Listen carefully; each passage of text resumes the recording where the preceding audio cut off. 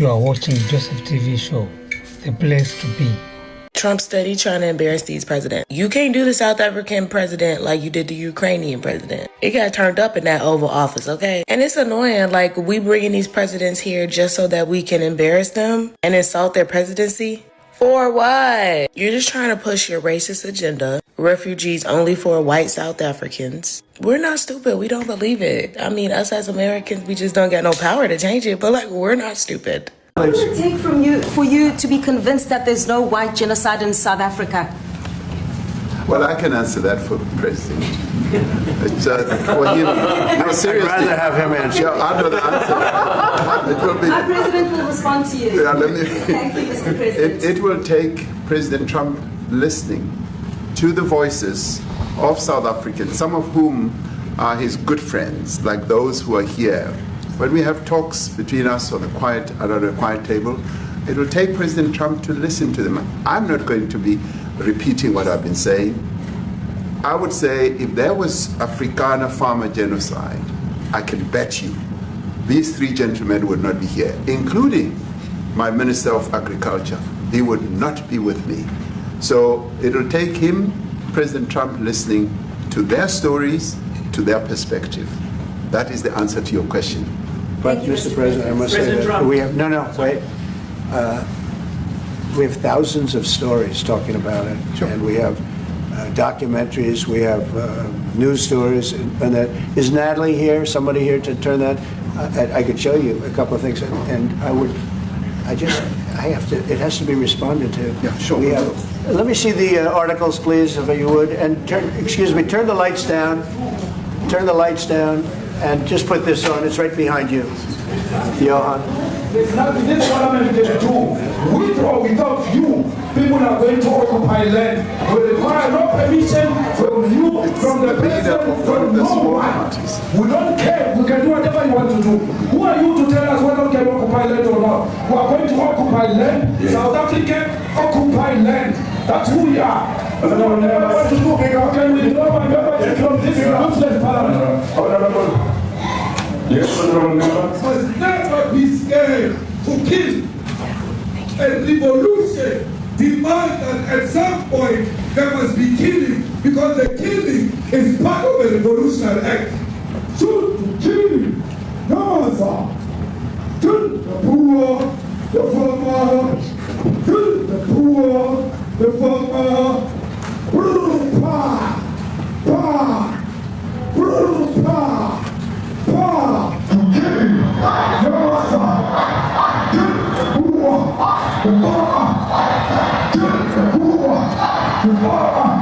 The mayor of DA in PE is a white man. So these people, when you want to hit them hard, go after a white man. They feel a terrible pain because you have touched a white man. Not because Mashaba and Sodi will not be touched. They will be touched, no one. But we are starting with this whiteness. We are cutting the throat of whiteness. Shoot to kill, no answer. Kill the brewer, the farmer. Kill the brewer, the farmer.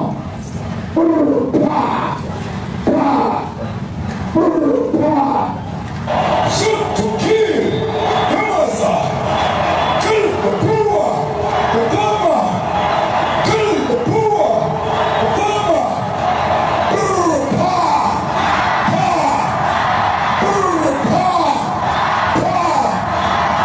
I don't know what's going to happen in the future. I'm saying to you, was not brought for the killing of white people, at least for now. I can't guarantee the future. Yeah, but, and you understand somebody watching that, especially as it gets shared on Twitter, they freak out. It sounds like a genocide on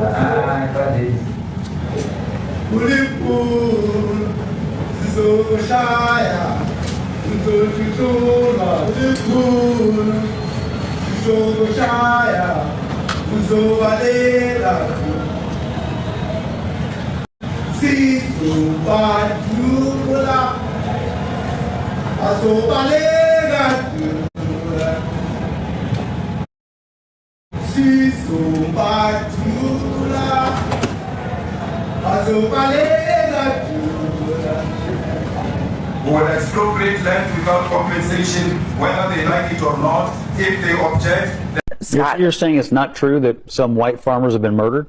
No, it's not true that there is a genocide against white farmers. Okay, whatever you call it, have white farmers been murdered? Actually, how many have violence been committed against white farmers? How many white farmers, hold on a second, how many white farmers have been murdered in South Africa? Several. I mean, they asked... No, how many? I don't know, several. I know why you don't know.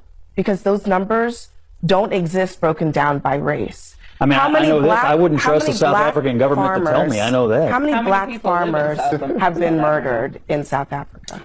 Look, you guys are so triggered over 59 people. No, I'm not. After we left 20 million people in the country. I don't know why you're so triggered. Haven't even brought up the people, the white people that Trump picked out because they were white and told them they could come to the country. How much racial killing are you going to condone? There are 19,000 murders in South Africa. 36 were on farms. 7 of the farmers were victims. Okay, this is according to the South African police. And you think the South African government is a credible source? The other 29, hold on a second, the 29 victims who were included in the farm killings were farm employees who tend to be black. So the vast majority of people killed on farms in South Africa are black. Where is the concern about them?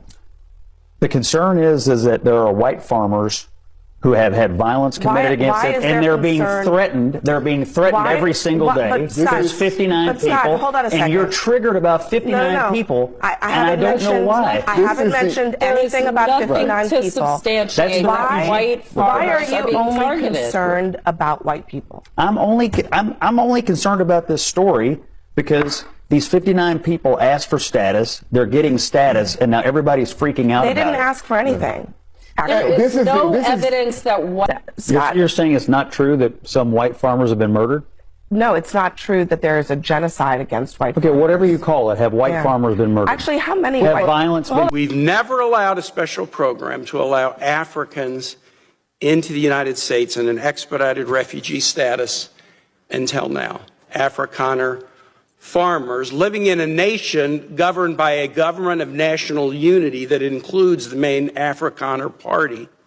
And actually, an even more right-wing Afrikaner party is also included in the coalition government. Now, would you agree with me, Mr. Secretary, that if we're interpreting the statutory phrase, a well-justified fear of persecution, we should try to do that in an even-handed way?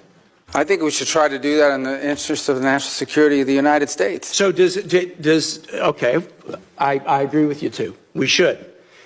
Should we try to do it in an even-handed way? So, for example, should we say, if you're persecuted on the grounds of your religion, we'll let you in if you're a Christian, but not if you're a Muslim? I think that the United States has a right to allow into this country and prioritize allowance to who they want to allow to come in. But I'm going to ask you, so a well-justified fear of persecution? Yeah, they thought that their farms were being burned down and they would be killed. I think that's a pretty good justification for wanting to come. They're afraid for their lives. And should it be applied in an even-handed way? That's an easy. No, our foreign policy doesn't require even-handedness. It requires prioritizing the interests of the United States. The phrase says you are entitled to entrance as a refugee if you demonstrate a well-justified fear of persecution. No, you're not entitled. So can you have a different standard based upon the color of somebody's skin? Would that be acceptable? Well, I'm not the one arguing that. Apparently you are, because you don't like the fact that they're white, and that's why they're coming. I'm just asking you to say that would be unacceptable. Well, no, I would say that the United States... a very easy thing to say. The United States has a right to pick and choose who they allow into the United States. Even based on the color of somebody's skin. You're the one that's talking about the color of their skin, not me. These are people whose farms were being burned down and they were killed because of the color of their skin. Well, you've demonstrated enough because you think anyone should be allowed into this country for any reason because they met a certain criteria. Who has said that? We are going to prioritize people that come into our country on the basis of what's in the interest of this country. That's a small number of people that are coming. But you said this weekend that there would be more. But in other cases, it's harder to vet. In other cases, it's more difficult. And by the way, the United States admits people every year. 1 million people come to this country every year legally. 1 million. And people now a year come to this there country is one legally. group of people that have an easy pass into this country. For the first time, this administration has said Afrikaners get an easy pass and refugee programs for the remainder of the world are shut off. And you can't say to the American public that we should apply this statute in an even-handed way. No, I think it should be applied in a way. not going to be repeating what I've been saying. I would say if there was Afrikaner farmer genocide, I can bet you these three gentlemen would not be here, including my Minister of Agriculture. He would not be with me.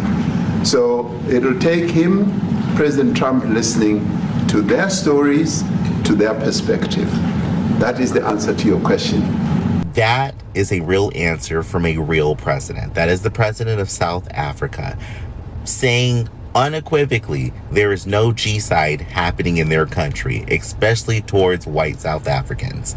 And this happened today in the Oval Office, and Chunky Milk decided to still try to ambush the president of South Africa with a fake video. But Mr. President, I must say that we have, we have thousands of stories talking about it. Sure. And we have documentaries, we have news stories, and is Natalie here? Now, while Natalie goes and looks for this doctored information that is going to be presented without context to back up these false claims that Chunky Milk making, it's important to note that when he says we have news articles, we have documentaries, all of those things are fake. All of the things that he is referencing refer to things that are a part of a conspiracy theory. And this theory, of course, is that people who are white in South Africa are being targeted and having their land taken away and then being unalived, which is completely untrue. Excuse me, turn the lights down, and just put this on. It's right behind you.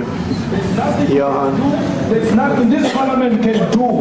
With or without you, people are going to occupy land. We require no permission from you, from the president, from no one. We don't care. We can do whatever you want to do. So then Chunky Milk turns down the lights in the Oval Office, has this ambiance set, and plays this video, again, completely out of context, of one of the people in the South African parliament who is not in power, who has no governmental power whatsoever to do anything that would enact violence against anybody, at a very jarring volume. So everybody in the room is like, whoa, what is that loud noise? And it sounds threatening. And then on top of that, they go through this video, and then he points out this area that he says those are grave sites. And the president of South Africa clearly says to him, I'm not familiar with the location. Where is that? He asked him to confirm where this information is from. And of course, Chunky Milk didn't. Then Chunky Milk also shows articles that he has printed out, and it looks like that printer is low on toner, but he's got it printed out with fake news about the South African G-side. Now, I zoomed in on the article in the picture I just showed so you can see where it's from. It's from a place called the American Thinker. And what are they? They are a news website that promotes a lot of racist ideology and the right-wing agenda.